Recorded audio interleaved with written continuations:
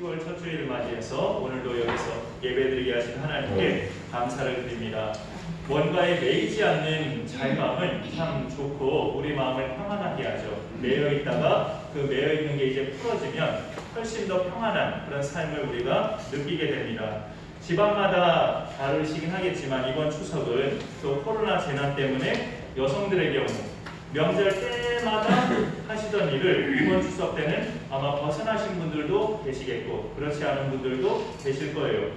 뭔가를 정말 하기 싫어서 안 해버리면 속이 편할 것 같은데 별로 그렇지 않은 것을 우리가 체험하게 됩니다. 내가 하기 싫어서 안 해버리면 또 나로서는 좋을 수 있을 것 같은데 자꾸 마음에 걸리는 사람이 있거나 자꾸 걸리는 일이 있으면 하기 싫어도 그냥 하는 게 속 편해요. 그렇게 걸리는 게 있으면 그게 더 자유함이에요. 차라리 하는 게. 5주 동안 주일 예배를 교회에 못 오셨을 때 어떠셨나요? 또 어찌 보면 집에서 드린 예배도 엄연히 예배이기 때문에 하나님 앞에서 우리가 일정한 모습은 갖추고 당연히 드려야 되지만 그래도 그냥 집에서 드리는 거기 때문에 좀 더 늦게 일어나도 되고 또 교회 오실 때는 화장도 좀 신경 쓰고 복장도 신경 쓰고 하지만 집에서는 그보다는 좀 덜 신경 써도 되죠. 그런 점에 있어서 집에서 우리가 예배 드렸을 때가 좀 더 자유함이 있었다라고 말할 수도 있어요. 그런데 별로 예배 드린 것 같지 않다는 느낌을 가지신 분들도 많이 계시더라고요. 오랜 세월 동안 주일마다 교회에서 예배 드리는 분들은 어찌됐든 교회에서 예배 드리는 것이 자유함이지 다른 곳에서 예배 드리는 것이 자유함은 아닌 것 같다는 생각을 또 가져봤던 우리의 체험입니다. 그런데 우리가 또 그 상태에서 좀 더 깊은 신앙으로 들어간다면 오늘 말씀의 제목을 한번 보시기 바랍니다. 자유하십시오 해서 첫 번째 환경으로부터 우리가 자유함을 누리는 것이 중요하다라고 말씀을 드리고자 하는 거죠. 그 환경으로부터의 자유함은 환경에 매이지 않는 것을 뜻하죠. 예를 들어 예를 든다면 내가 교회에서 예배를 드리든 집에서 예배를 드리든 어디 밖에서 예배를 드리든 하나님 앞에서 예배자로 조금 더 다르지 않는 모습으로 하나님 앞에 나아가는 것이 환경으로부터 자유함을 누리는 겁니다. 근데 교회에서 예배드린다고 해서 더 거룩해지고 집에서 예배드린다고 해서 풀어지고 그렇지 않고 똑같은 마음과 정성으로 드린다면 그 사람은 환경으로부터 자유함을 누리는 사람이에요. 오늘부터 몇 주간은 또 자유함 시리즈를 말씀으로 나누려고 합니다. 우리가 비대면 예배 동안에 하나님께 맡기십시오라는 시리즈를 했었어요. 염려, 짐, 그 다음에 우리의 갈 길, 그 다음에 우리의 행사, 그리고 원수 이 5가지를 성경은 하나님께 맡기라라고 말씀하고 있어요. 그 다음에 이제 또 주제거리를 생각해봤는데 자유함 시리즈를 좀 이렇게 생각해봤습니다. 그 중에 오늘 첫 번째로 환경으로부터의 자유함. 이 여러 가지 많은 우리가 벗어나야 할 자유함들이 있어요. 기독교인들은 물질로부터도 자유함이 필요하고 어떤 사람을 의식하는 체면, 어떤 직책, 직위 이런 것들로부터도 자유함이 필요하고 그래서 늘 자유함 시리즈를 몇 가지로 생각해봤는데 몇 가지가 정리되고 나서 이제 오늘 첫 번째로 우리는 환경으로부터의 자유함이 필요하다라는 것을 오늘 처음으로 나누고자 합니다. 이거를 먼저 첫 번째로 정한 것은 계속되는 코로나로 인해서 이제 우리가 예배드리는 장소에 대해서도 자유함을 가질 필요한 시대가 왔다라는 느낌 때문에 그래요. 교회가 가장 좋지만 혹시 또 부득이하게 교회에서 못 드릴 경우에도 그런 경우에도 어디서 드리든지 예배에 대해서 내 마음이 달라지지 않은 내 중심이 달라지지 않은 예배자가 되는 것이 중요하기 때문에 환경으로부터의 자유함이 우리에겐 필요합니다. 그 예배 환경에 대한 자유함은 어디서 예배를 드리든지 하나님의 임재를 우리가 느끼고 어디서 예배를 드리든지 내 중심이 흐트러지지 않는 상태를 말합니다. 또 자유함을 명분으로 아까 장로님 기도에도 그런 표현이 있었는데 교회 중심의 신앙생활을 등한히 하거나 그게 흐트러지고 나면 우리가 또 믿음도 사라질 수 있죠. 어느 환경에서든지 하나님을 향한 중심이 잘 서 있는 사람은 이건 당연한 이야기인데 교회로 마음껏 올 수 있는 시대가 열리면 당연히 교회로 옵니다. 자유함을 오히려 누릴 수 있는 사람이 교회에 이제 모든 것들이 풀리고 이제 예배드려도 됩니다라고 선포가 된다면 당연히 그런 사람은 또 교회로 와요. 그게 또 진정한 자유함을 누릴 수 있는 것이기 때문에 이번 추석에 잠깐 또 벗고 해보겠습니다. 저도 처가 가족들과 추석 당일에 모였는데 처제 한 명이 이런 말을 해요. 그 말을 들어봤을 때 목사의 설교보다 더 은혜가 됐어요. 교회를 자꾸 못 가게 되면 교회를 가고 싶은 마음도 떨어질까봐 염려됐대요. 그게 두려웠대요. 그런데 교회를 못 가면 못 갈수록 교회가 더 생각이 나고 교회를 더 가고 싶다가 이런 고백을 하더라고요. 처제 한 명이. 참 감사한 마음을 갖게 됐습니다. 우리 성도님들도 저는 그런 생각을 가지시고 계시리라고 생각해요. 그러니까 지난주부터 오셨죠. 못 오신 분들 중에도 인원수 제한 때문에 어쩔 수 없이 못 오신 분들도 많이 계십니다. 지금을 생각하면 교회가 마음껏 예배드리던 시절보다 자유롭지 못하게 매여있는 환경이라고 우리가 느껴지죠. 그러나 온 우주의 창조자시고 그거를 다스리고 계시는 살아계신 하나님을 믿고 예배하는 사람은 그 하나님 안에서 자유함을 누리는 사람입니다. 하나님께로 나아가는 데 있어서 막힐 거리가 없다는 뜻이에요. 그 자유함은. 어디서 여기서 예배를 못 드린다고 해서 아유 자유함이 없어졌네, 그것이 아니고 하나님 안에 있는 사람은 어디서든지 하나님께 나아가는 데 있어서 하나님의 보좌로 나아가는 데 있어서 자유함이 막히지 않는다는 뜻입니다. 그래서 그 자유함은 늘 말씀드리지만 우리 죄값을 십자가에서 담당하신 예수 그리스도를 믿는 자만이 누릴 수 있는 자유함이에요. 예수님을 믿는 사람은 환경으로부터도 자유함을 당연히 누릴 수 있습니다. 이 말씀을 참고로 한번 같이 읽어볼까요? 스크린에 있는 고린도후서 말씀인데 한번 쭉 소리 맞춰서 한번 읽어보겠습니다. 시작. 우리가 사방으로 우려상을 당하여도 쌓이지 아니하며 답답한 일을 당하여도 낙심하지 아니하며 박해를 받아도 고민받지 아니하며 거꾸로짐을 당하여도 망하지 아니하고 우리가 항상 예수의 죽음을 몸에 짊어지면 예수의 생명이 또한 우리 몸에 나타나게 하려 합니다. 바울의 이런 신앙 고백이야말로 그가 환경으로부터 매이지 않고 자유함을 누린다는 것이 뭔지 우리에게 알려주고 있습니다. 사방으로 우겨싸움을 당하여도 답답한 일을 당해도 박해를 받아도 끄떡없는 전혀 예수님 중심의 믿음 생활이 흔들리지 않는 그런 바울의 그 자유함을 우리가 보게 되죠. 구약시대 인물 중에 그 욥도 꽤 자유함을 누린 사람이었어요. 그가 하나님 잘 섬기는 꼴을 눈뜨고 볼 수 없었던 사탄이 하나님께 허락을 받고 욥을 다 치잖아요. 재산도 빼앗고 그의 몸도 쳐요. 그 아내가 보다 못해 욥에게 당신이 그래도 자기의 온전함을 지키려고 하느냐, 하나님을 욕하고 죽으라, 이렇게 폭언을 했을 때도 욥은 우리가 하나님께 복을 받았은즉 화도 받지 아니하겠느냐 하면서 이 모든 일에 입술로 범죄하지 아니했다라고 욥기에 나와 있어요. 이런 것도 욥이 환경으로부터 자유함을 누리고 있다는 거죠. 풍요로운 환경이든 어려워진 환경이든 내 환경 때문에 기분이 좋았다가 나빴다 하지 않고 언제나 감사하는 사람, 환경으로부터 자유함을 누릴 줄 아는 사람이에요. 앞서 바울의 귀한 고백을 고린도후서 말씀으로 지금 함께 읽었는데 오늘 사도행전 28장, 이 사도행전 마지막 장의 내용도 바울의 귀한 믿음 고백의 내용입니다. 환경에 매이지 않고 자유함을 누린 믿음의 사람들 중에 바울만한 사람이 없어요. 오늘 본문 말씀에서 그 성경도 있고 또 스크린도 있지만 20절에 오늘 말씀 보니까 이러므로 너희를 보고 함께 이야기하려고 청하였으니 이스라엘의 소망으로 말미암아 내가 이 쇠사슬에 매인 바 되었도다. 지금 묶여있다는 거죠. 죄수의 신분으로. 자기가 쇠사슬에 매인 상태, 죄수가 됐는데 그 원인이 이스라엘의 소망을 증거한 것 때문에, 이스라엘의 소망을 전했다고. 그 소망이 뭐냐? 죽은 자의 부활.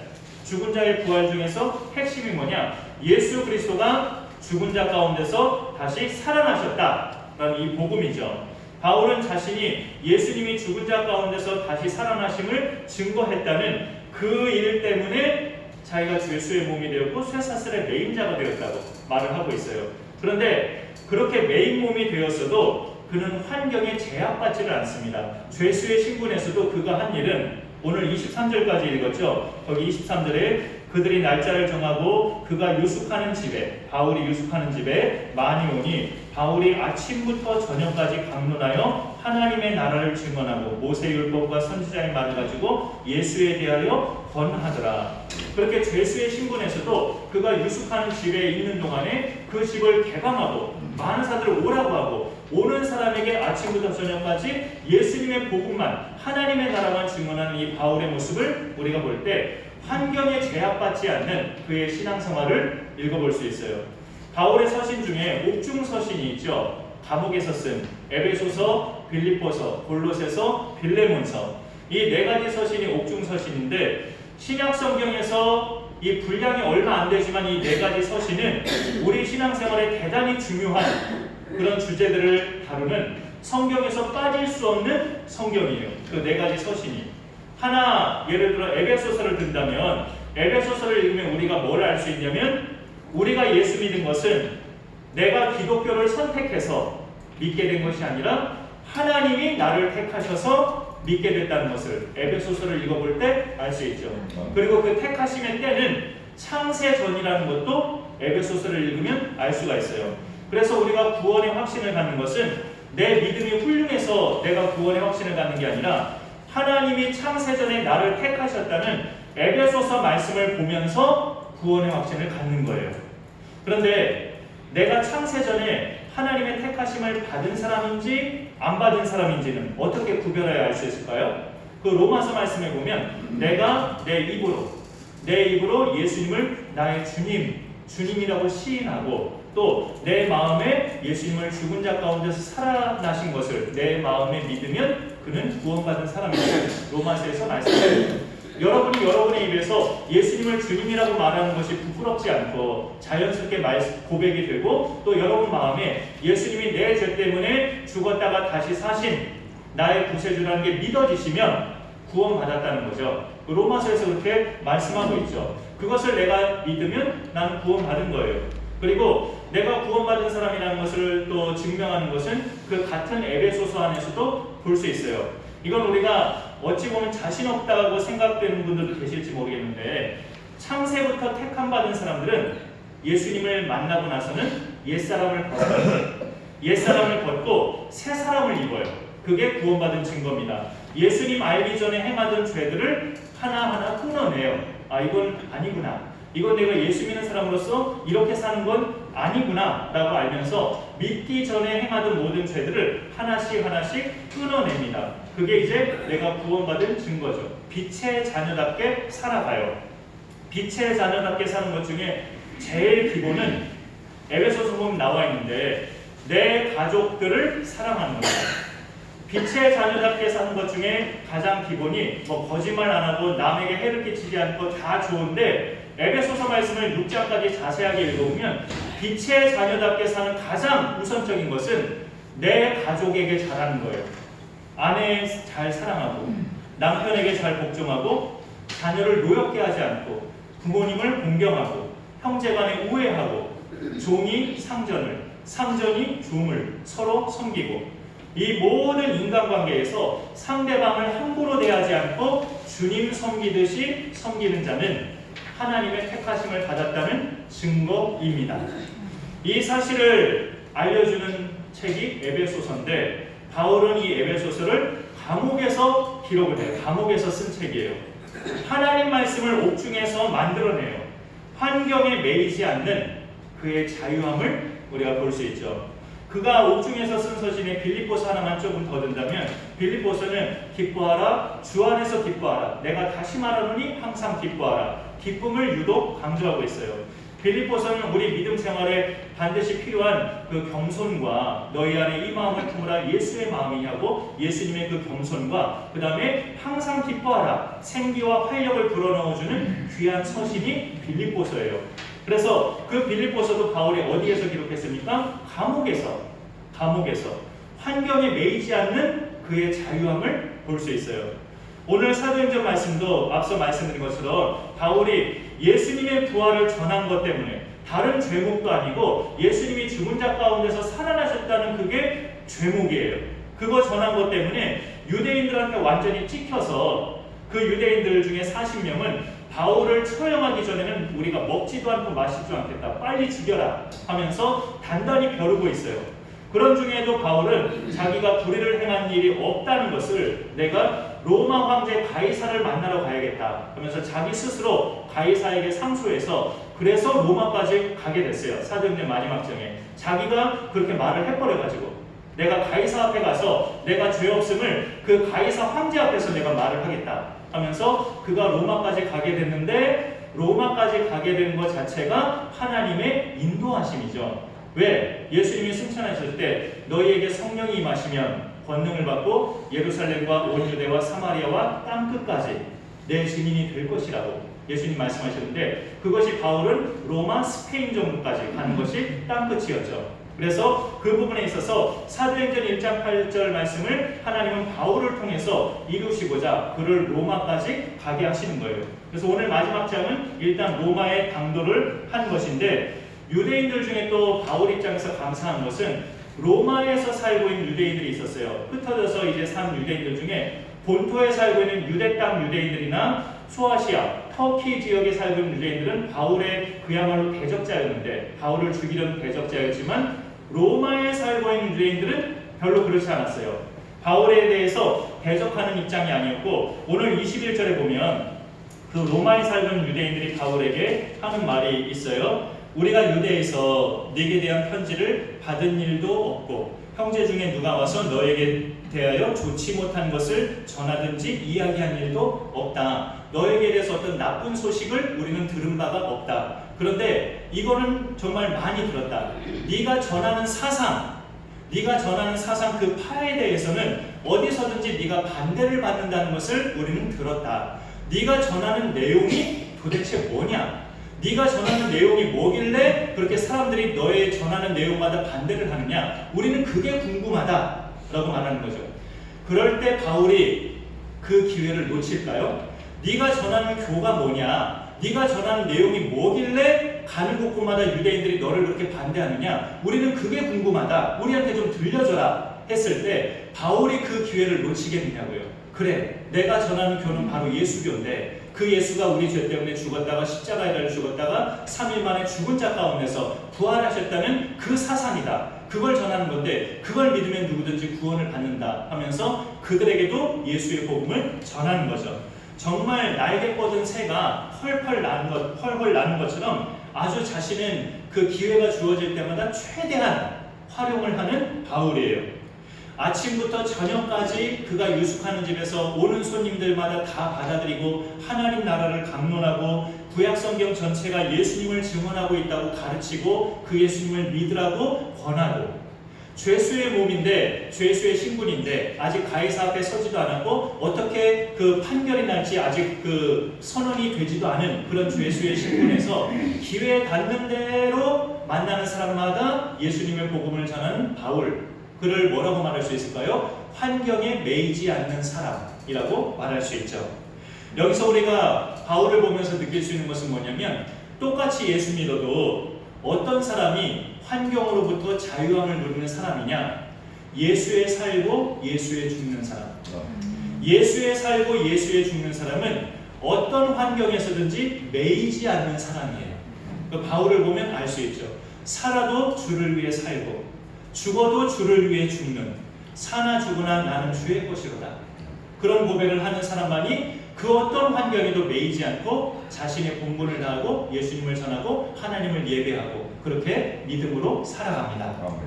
이런 믿음 고백의 사람이 바로 환경으로부터 자유함을 누릴 수 있는 사람인데 우리가 드리는 예배도 마찬가지예요. 어떤 환경에서든지 바로 예수에 살고 예수에 죽는 사람만이 어느 환경에서든지 예배드릴 수 있는 사람입니다. 예수님으로 사는 사람은 어떤 것이 막혀도 반드시 돌파구를 찾도록 하나님이 지혜를 주셔요. 예수의 사람은 하나님 편이기 때문에 하나님이 그를 매번 도와주십니다. 뭔가 막혀있다면 뚫을 수 있는 방법과 번뜩이는 지혜를 하나님이 주셔서 도와주신단 말이죠.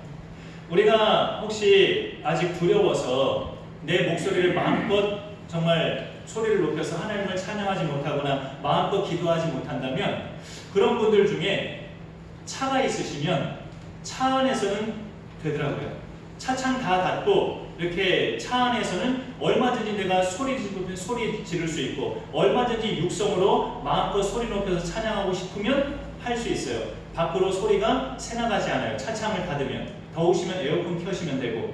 그런 점에 있어서 그런 것도 하나님이 알려주시는 하나의 방법이죠. 지혜고.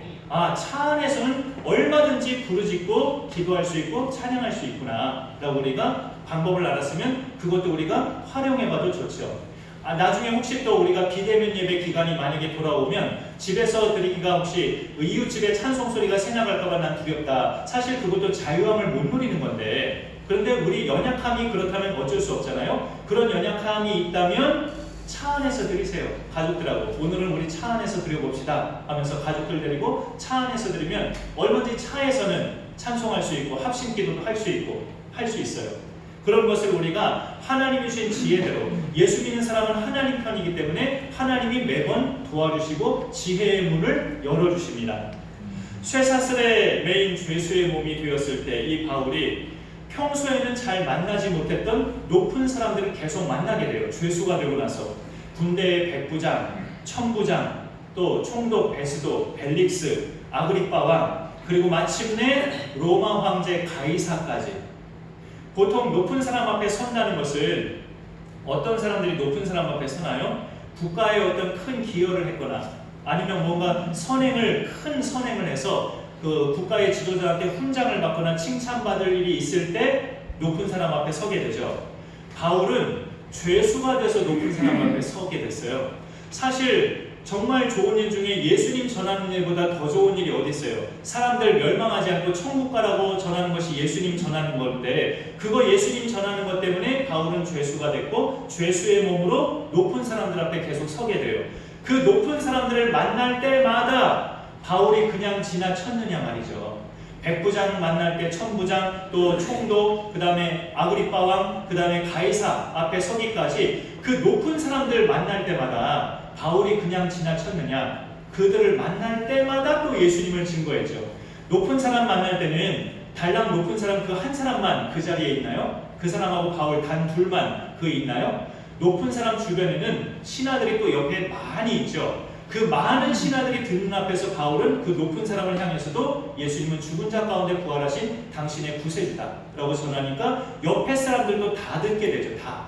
그들 중에서도 마음이 열리는 사람은 예수님을 믿게 되는 거고, 그렇게 바울은 높은 사람들 앞에서도 위축되지 않고 주눅들지 않고 그 기회를 복음 전하는 기회로 활용을 했어요. 환경에 묶이지 않는, 환경에 매이지 않는 아주 뛰어난 사람이 바울이죠. 우리가 그렇게 환경에 매이지 않는, 환경으로부터 자유함을 누리는 그런 믿음의 백성이 될 수 있기를 소망합니다. 예수님 안에 있는 사람들은 그런 자유함을 누릴 수 있어요. 환경으로부터의 자유함. 우리 모두가 믿음 생활을 해나가면서 이 자유함 꼭 누리셔서 어디서든지 하나님이 받으시는 예배자로 살아가시고 어디서든지 예수님을 드러내면서 주님의 증인된 삶을 힘있게 살아가는 우리 모두가 될 수 있기를 간절히 소망합니다. 기도하겠습니다. 하나님 감사합니다. 오늘도 우리로 예배하게 하시고 하나님 앞에 나와 오늘도 또 예배하게 하심을 감사드립니다. 오늘부터 자유하십시오 시리즈로 환경으로부터 자유할 것을 성경은 우리에게 바울의 예를 통해서 우리에게 말씀하시고 가르쳐 주심을 우리가 봤습니다. 하나님 아버지, 우리가 또 집에서 예배드릴 때나 다른 곳에서 예배드릴 때는 뭔가 부자연스럽고 어찌 보면 예배드리는 것 같지가 않았고 그런 느낌을 받았지만, 이제는 우리가 어찌 보면 또 차후에도 우리가 교회에서 예배를 못 드리는 순간이 올지도 모르는데, 그때마다 우리의 중심이 흐트러지지 않고 언제나 하나님 앞에서 하나님이 받으신 예배자로 우리의 중심을 잘 지키는 자유함을 누리게 하여 주옵소서. 어느 것이든지 하나님 앞에 나아가는 자유함을 우리가 누리게 하시고 누구 앞에서든지 예수님을 전할 수 있는 자유함을 우리가 누리게 하여 주옵소서. 그런 믿음 생활을 통해서 언제나 하나님이 기뻐 받으시고 하나님 앞에 더욱더 존귀하게 쓰임받는 우리 모두가 되게 하여 주옵소서. 예수님의 이름으로 기도 올려옵나이다. 아멘.